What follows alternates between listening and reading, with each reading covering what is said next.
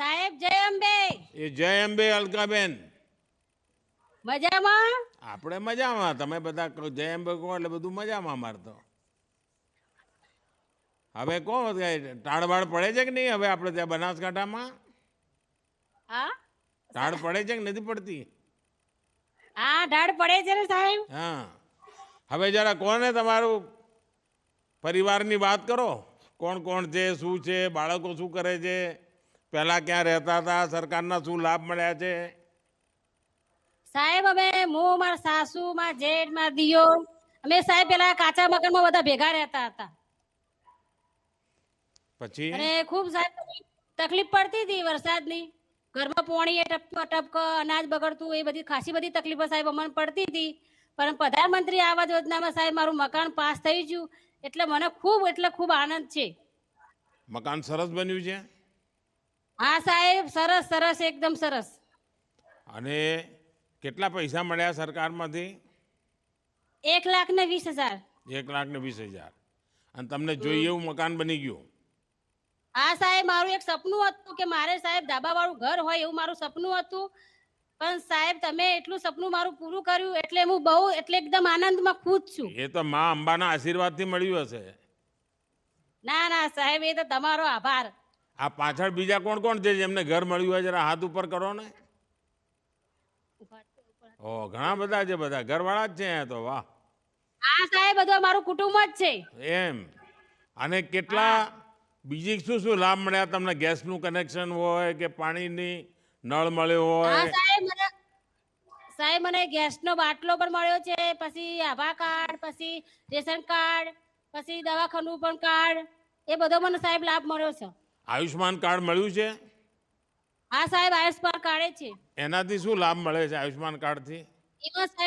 એમાં સાહેબ લાભ એમ કે મારે કોઈ તકલીફો આવે, કોઈ મોદું આજુ થાય તો સાહેબ મારે મફત દવા થઈ શકે છે. ત્યાં આપણે ત્યાં જનઔષધિ કેન્દ્રો હોય છે દવામાં. જે બજારમાં 100 રૂપિયાની દવા મળતી હોય ને ત્યાં 20 રૂપિયા મળે. એટલે કોઈ વાર કોઈ આજુબાજુના લોકોને કહેજો કે મોદી સાહેબે એવી દવાની દુકાન ખોલી છે, મોદીની દુકાન કહે છે લોકો એને, કે જ્યાં આગળ દવા 100 રૂપિયા જેટલી કિંમતની હોય બજારમાં, આપણે ત્યાં 80 રૂપિયા ઓછા આપવાના, 20 જ રૂપિયા મળી જાય. તો આપણા મધ્યમ વર્ગના કુટુંબને, ગરીબ કુટુંબોને લાભ થાય એના માટે આપણી આવી દવાની દુકાનો ચાલે છે. એનો લાભ લેવો જોઈએ. હા સાહેબ. તો અલકાબેન તમે આમ બોલકા તો હોય, અમારા બારોટ પરિવાર એટલે બોલકો તો હોય જ,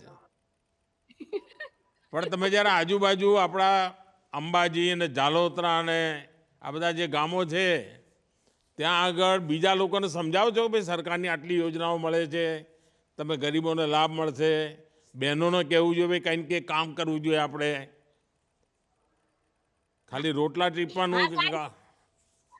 ના સાહેબ સમજાઈએ. શિવશક્તિ કેન્દ્રમાં સાહેબ જે મજૂરી કોમ ધંધો મળે એ બધું સમજાઈએ છીએ. તો શ્રી શક્તિ કેન્દ્ર શું શું કરે છે? શિવશક્તિ કેન્દ્રમાં સાહેબ કોઈ તોરણ બનાવવાનું, કોઈ ભરત કામનું એવું હોય સાહેબ બધું મજૂરી જેવું થાય છે.